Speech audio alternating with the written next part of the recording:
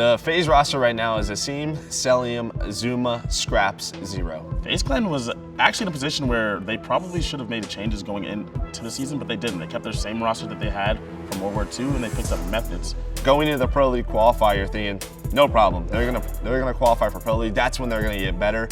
It doesn't happen, and then, well, Zuma hangs out. The rest of the guys go their separate ways. A lot of people were very surprised that FaZe didn't qualify for the Pro League. A couple people weren't. Guess who was one of them? Me, because I said that they needed to change the roster from the beginning. So FaZe failed to qualify for Pro League. However, before that, they were, pulling out a top 16. They were in a bit of a mess.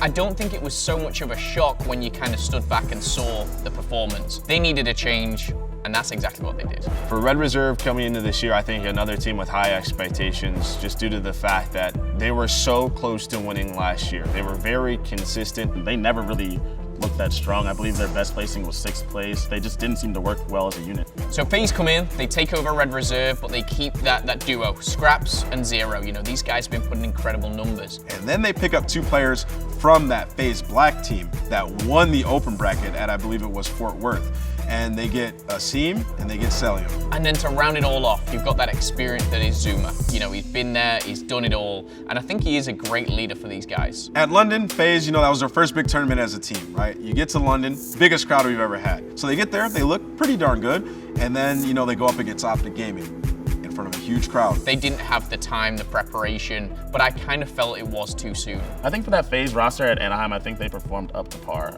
They got 4th place. It comes down to a Game 5 versus Optic, where maybe they're a top 3 team at Anaheim.